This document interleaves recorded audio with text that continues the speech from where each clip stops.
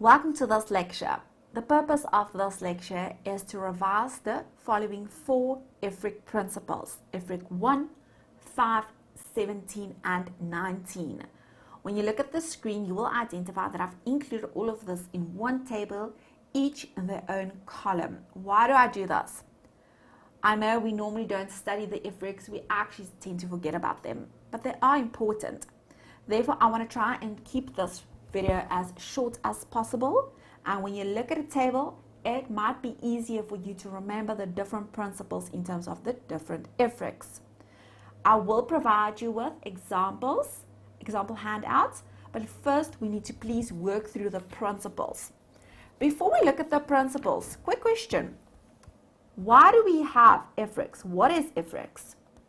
I know that we have our IFRIC standards as well as IAS standards, but what will happen if there is a transaction which is not covered in these standards in terms of recognition and measurement? What do we do? Now, this is where our accounting board issued the IFRICs to assist us with principles on how to recognize and measure such a transaction. Right, now when you look at the screen, I've included 2 pictures here.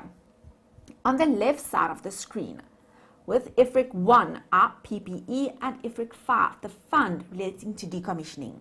Remember, this is in terms of decommissioning, restoration costs, similar liabilities.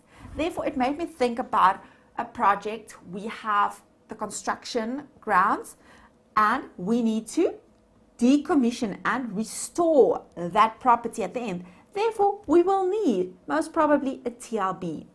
Then on your far right side of your screen, we have our financial liabilities, which will be paid with equity instruments, our IFRIC 19. And next to this, we have a for sale board. Something is for sale. This is the link to your IFRS 5 standard. When there is non-current assets held for sale and there is a distribution of cash and non-cash assets to its owners in that transaction, you need to identify that you will have to apply IFRIC 17.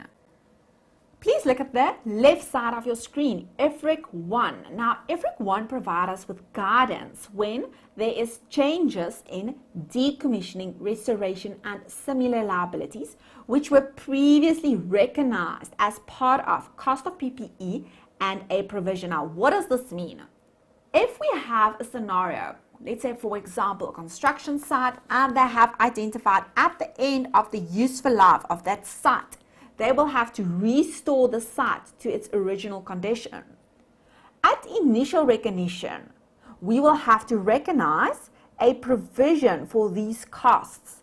Therefore, we will have to determine the present value based on what the outflow of cash will be at the end of this project, based on what they will have to pay for the restoration at the end. Therefore, we need to recognize this to our PPE, increase PPE, and increase a provision. Now, what will happen when there is changes in an existing liability? Therefore, when you look at our original journal where we created our provision, what will happen if there's changes? Now, IFRIC 1 divides this into 3 major changes. Number 1, where there is a revision of the estimated outflow of resources representing the economic benefits. Now, what does this actually mean? For example, if we have our estimated costs of decommissioning of a nuclear power plant, if you think about this, this may vary significantly in terms of time and amounts. Now, if we think about time, guys, majority big projects normally exceed their allocated planned time. Therefore, the amount that will be paid at the end of its useful life will change. And then it might be as well that amounts will change due to the fact that we focus on our current market discount rate of a project. Now, if we have an asset where they have made use of, let's say, PPE based on our cost model, therefore, originally they've recognized that adjustment to PPE. But now we have identified that there is a change. For example, in terms of our old provision at the end of year 1, the amount is 100,000. But now we have a new present value in terms of that provision, and this will now be 120,000. There will be a 20,000 adjustment. How do we adjust for this? We will debit our PPE at cost and we will credit the provision. And important, in terms of this 20,000, we will have to depreciate this based on the remaining useful life. Then we have another scenario. If we have PPE, which our revaluation model applies, if there is any adjustments, that adjustment will not have an effect on the cost of the asset, but it will influence the revaluation surplus. However, guys, you know that this is excluded from the syllabus. Most probably, guys, you will normally only get your revaluation models with your land.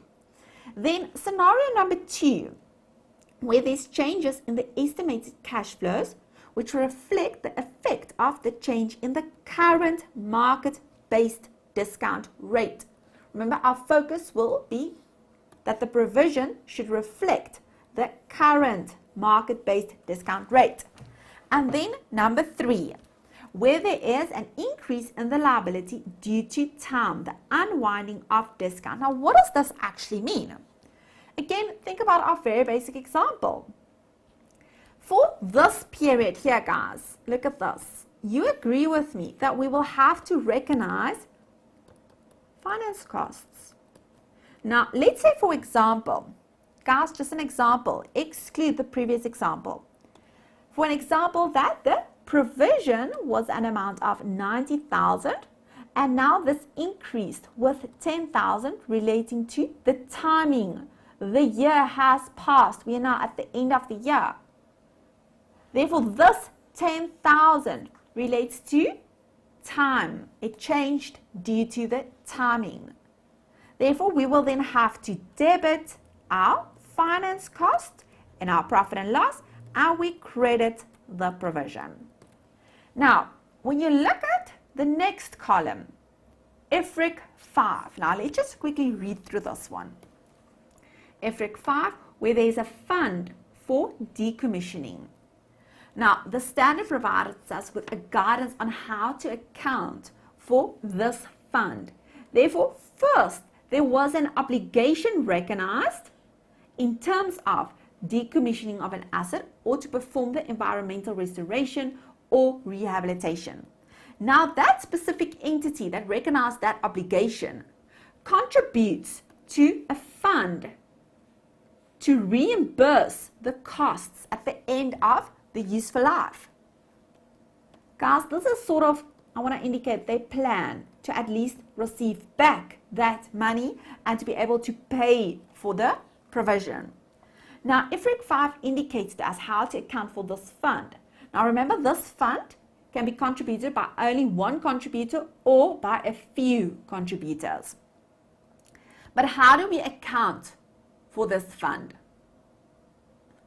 If the entity recognizes the obligation and contribute to the fund, it should apply. Now, look at this, guys. Interesting. They need to identify IAS 27, SEC 12, special purpose entities. It might be IAS 28 or IAS 31 to determine whether the decommissioning funds should be consolidated, proportionally consolidated, or accounted for in terms of our equity method. But if we do not consolidate or proportionally consolidate or equity method, and the fund does not relieve the contributor of its obligation. Now, what does this mean? The contributor still has that obligation. The contributor still has that provision to pay the decommissioning costs. The contributor should recognize, 1, the obligation to pay the cost as a liability, as per IFRIC 1, and then number 2, the rights to receive reimbursement from the fund as reimbursement. But how do we account for this right to receive from the fund. We account for the obligation in terms of our IFRIC 1, right? But number 2, the right to reimbursement should be measured at the lower, very important, of 1, the amount of obligation recognized, and 2, the contributor's share of the fair value of our net assets of the fund. Any changes in the carrying amount of this right, other than contributions and payments from the fund, should be recognized to profit and loss. Now, again, look at the left side of your screen for me, please. If we look at our scenario, on initial recognition, we have our contributor, which contributed, let's say, for example, 100,000 to this fund. Therefore, debit the fund, credit bank. We will not consolidate. Important, right? Not consolidate with 100,000. Right. Now, then this fund will increase with an interest rate for the year, let's say 10%, therefore 10,000.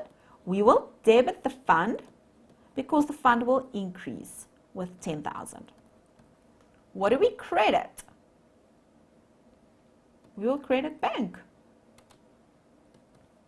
Guys, this is where it is important that you do read the scenario, please. Now, at the end of the year, let's say end of year 1, the value of this fund will now be 110,000, and we now contribute another 10,000. Therefore, if they contribute, again guys, debit the fund 10,000, credit the bank 10,000. The value of this fund will now be 120,000. Remember, this fund relates to the payment in terms of the obligation, right? Now, at year end 1, we identify that the fair value of the net assets of this fund is 130,000. There will be a 10,000 adjustment to this fund. And how do we adjust for this? This will be recognized fair value adjustment in our profit and loss. Therefore, we will have to debit our fund.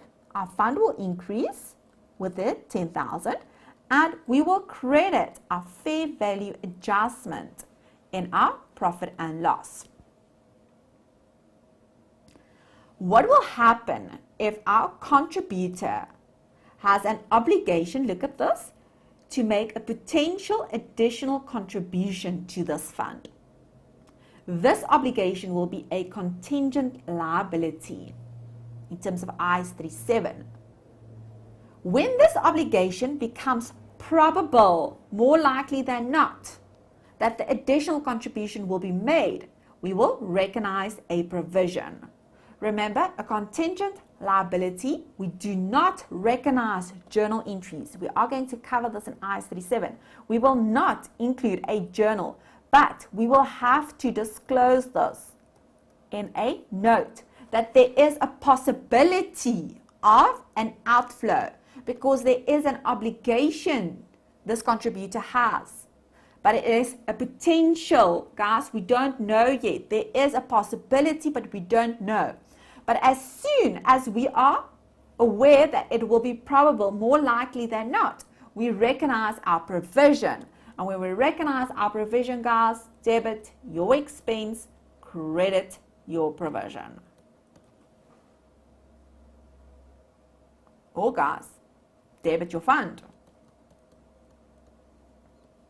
Please ensure that you read the scenario.